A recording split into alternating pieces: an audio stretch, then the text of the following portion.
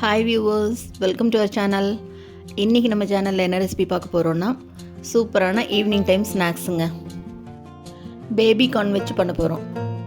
Baby corn pakoda வாங்க எப்படி பண்ணுறதுன்னு பார்க்கலாம். இதுக்கு பாருங்கள் 300 கிராம் அளவு பேபி கார்ன் எடுத்திருக்கேன். இதை எடுத்து நல்லா வாஷ் பண்ணிவிட்டு பாருங்கள் இந்த மாதிரி சின்ன சின்னதாக கட் பண்ணிக்கலாம். இதை என்ன ஷேப்பில் வேணுமோ அந்த மாதிரி கட் பண்ணிக்கலாம். இப்போ இந்த பக்கம் பாத்திரத்தில் தண்ணி வச்சுருக்கேன். கூடவே கொஞ்சமாக உப்பு சேர்த்துக்கலாம். பாதி அளவு உப்பு இப்போ சேர்த்துக்கலாம், அப்புறம் மிச்சம் சேர்த்துக்கலாம். தண்ணி கொதி வர ஆரம்பிக்கும் போது இப்போ இந்த கார்னை இதில் போடலாம். ஒரு 10 நிமிஷத்துக்கு நல்லா கொதிக்கட்டும். இது பாதி அளவுக்கு வெந்ததுன்னா போதும். ஈவினிங் டைம் ஸ்கூல் விட்டு வரும்போது இந்த மாதிரி வித்தியாசமாக பண்ணி கொடுத்தா குழந்தைகளுக்கு ரொம்ப இன்ட்ரெஸ்டிங்காக இருக்கும் பாருங்கள் இது மாதிரி சாப்பிட்றதுக்கு.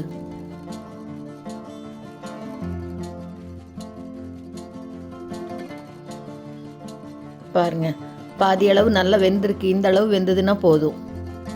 இப்போ அடுப்பை ஆஃப் பண்ணிடலாம். இப்போ இதை எடுத்து தண்ணியெல்லாம் நல்லா வடிச்சிட்டு வேற ஒரு பாத்திரத்துக்கு மாற்றிக்கலாம். பாருங்க கொஞ்சம் இந்த மாதிரி அகலமான ஒரு பாத்திரத்துக்கு மாற்றிட்டு இப்போ பாதி உப்பு தானே சேர்த்துருந்தோம் முதல்ல, இன்னும் கொஞ்சம் உப்பு சேர்த்துட்டு இது கூடவே கொஞ்சமாக மஞ்சள் தூள் சேர்த்துக்கலாம். இதுக்கு இன்றைக்கி காரத்துக்கு மிளகுத்தூள் சேர்த்துக்கிறேன். நான் பெப்பர் பவுடர் ஒரு 3/4 டேபிள் ஸ்பூன் சேர்த்துக்கிறேன். நீங்கள் காரத்துக்கு தகுந்த மாதிரி பார்த்து சேர்த்துக்கோங்க. கூடவே 2 டேபிள் ஸ்பூன் அளவுக்கு அரிசி மாவு சேர்த்துட்டு இது கூட ஒரே 1 டேபிள் ஸ்பூன் அளவு சோள மாவு சேர்த்துக்கிறேன். இது மேலே கொஞ்சமாக கருவேப்பிலை, இது எல்லாத்தையும் சேர்த்துட்டு நல்லா கலந்து விட்டுக்கலாம். முதல் மாவோடு சேர்த்து நல்லா எல்லாத்தையும் அப்படி பெசரி விட்டுட்டு அப்புறமா கொஞ்சம் கொஞ்சமாக தண்ணி சேர்த்து நல்லா கலந்துக்கணும். இது கூட காரத்துக்கு மிளகுத்தூளுக்கு பதிலாக நீங்கள் மிளகாய் தூள் சேர்த்துக்கிறதுனாலும் சேர்த்துக்கலாம். கொஞ்சம் கொஞ்சமாக தண்ணி சேர்த்து பாருங்க அப்படி கொஞ்சம் அப்படி பக்கோடா பதத்துக்கு கிள்ளி போடுற பதத்துக்கு பிசைஞ்சிக்கலாம். பாருங்க உப்பு காரம் எல்லாம் நல்லா கோட்டாயிருச்சு இப்போ எல்லாத்துலேயுமே. இப்போ இந்த பக்கம் வானிலையில் எண்ணெய் வச்சுருக்கேன். எண்ணெய் நல்லா சூடானோடனே இதை அப்படி கொஞ்சம் கொஞ்சமாக எடுத்து போட்டு பொரிச்சு எடுக்க வேண்டியது தான். ஒன்றொன்னா அப்படி தனித்தனியாக போட்டுக்கலாம். எண்ணெய் நல்லா காஞ்சதுக்கப்புறமா அடுப்பை மீடியம் ஃப்ளேமுக்கு மாற்றிக்கலாம். ஒரு 2 நிமிஷம் கழித்து எல்லாத்தையும் நல்லா அப்படியே திருப்பி விட்டுக்கலாம். 2 பக்கம் நல்லா வேகணும்.